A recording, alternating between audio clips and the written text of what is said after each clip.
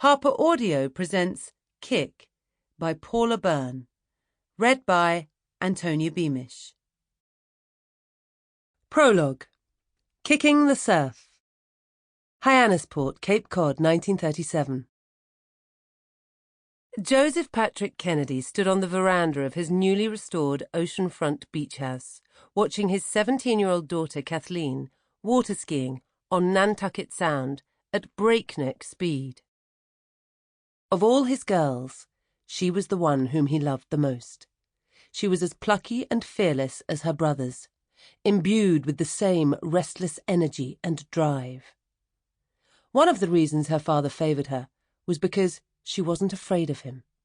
She wasn't afraid of anyone. As she approached the sprawling white clapboard house with its green shutters, the speedboat and its towline abruptly began to jackknife, veering this way and that in spiky, jerking movements. Joe's eyes narrowed as he watched the boat. Kathleen was dangerously close to the motor, and he feared that she would be cut to pieces, crushed by the boat, carved up by the blades of the propeller. What on God's earth was she doing?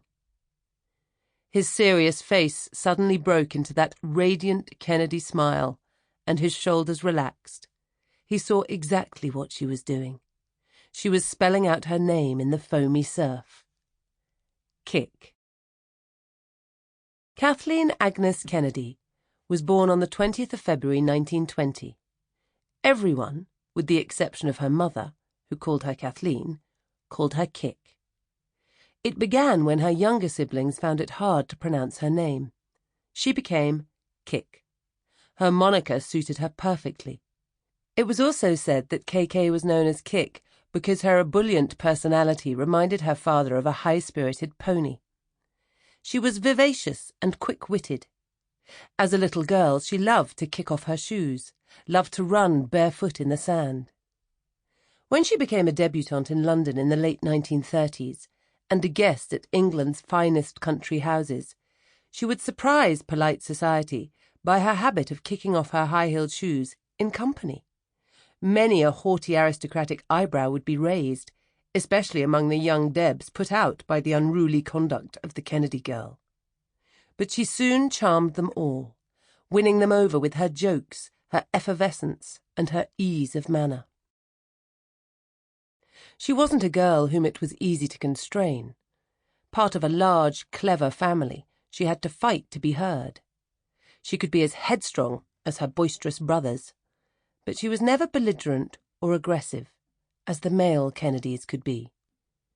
There was a sweetness and gentleness about her. Kick, blessed with an open, happy disposition, was cheerful and sunny, rarely moody or sulky. She was kind, but tenacious. Children who are quietly determined, though seemingly malleable, are often the ones to be anxious about. They tend to get their own way. That day, when she traced out her name in the surf, Kick was showing off for her father, whom she idolized. But she was also doing it for herself. She had a very strong sense of self. She knew who she was. She was a Kennedy.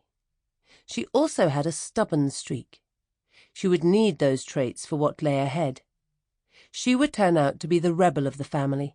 She would kick against family, faith, and country, and her name in the Kennedy family history would one day be erased, just as her K-I-C-K in the surf lasted only a moment before disappearing back into the ocean's milky blue depths.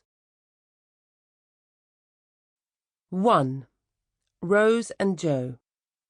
A very good, polite Catholic. Rose Kennedy.